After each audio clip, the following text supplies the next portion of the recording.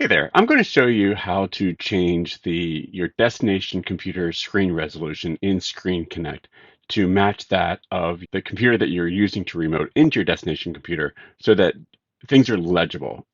If you can't see it, it's of no value, and you might not be able to see anything, or things will be way too small if your work computer has a massive monitor, but the computer that you're working from is a laptop with a 14-inch screen. It's worth pointing out that this works only from a Windows computer to a Windows computer. It does not work from a Mac remoting into a Windows computer or vice versa.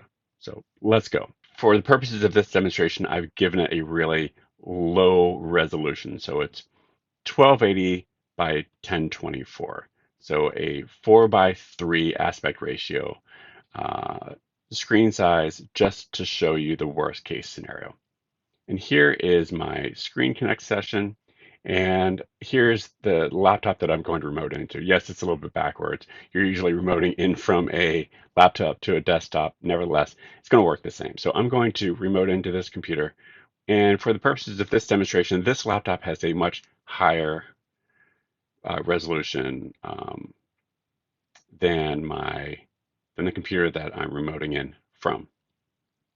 So this one is 2160 by 1350. It's a weird resolution. Nevertheless, that is a widescreen resolution. So 16 by 9 versus 4 by 3 on my origin computer. I tend to think of them as origin and destination. Screen Connect calls them guest and host, which makes no sense, at least to me. Let's clean things up here. So now you can see the two computers, the one that I'm remoting in from and the one that I'm remoting into.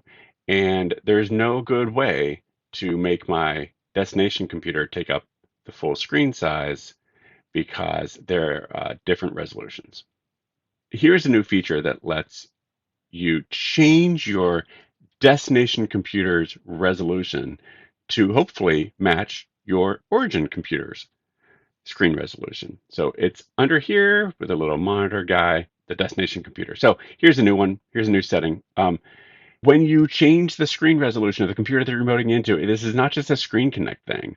You are changing the screen resolution of the computer that you're remoting into. So if someone were at the office watching your monitor at the office, they would see the screen resolution change. So it's good to make note of the way you found it so you can put it back, but we'll address that again in a moment. So I know mine's 2160 by 1350, but and I know that my origin computer, the computer in front of me, I know that its screen resolution is 1280 by 1024. There's how you find it. So I'm going to set my Screen Connect destination computer to the same, 1280 by 1024. And now I can make this full screen, and it takes up the full screen of the computer in front of me.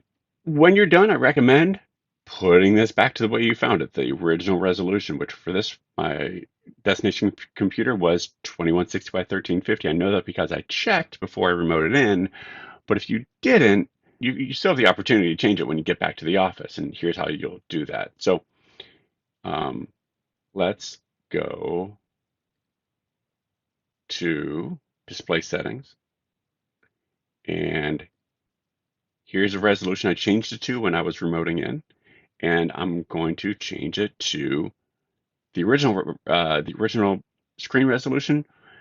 And if you don't remember what it was, it will say recommended. That is your work computer's monitor's native screen resolution.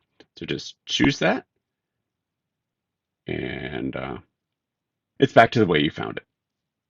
So that's how you work this cool new feature, and I hope you found this valuable.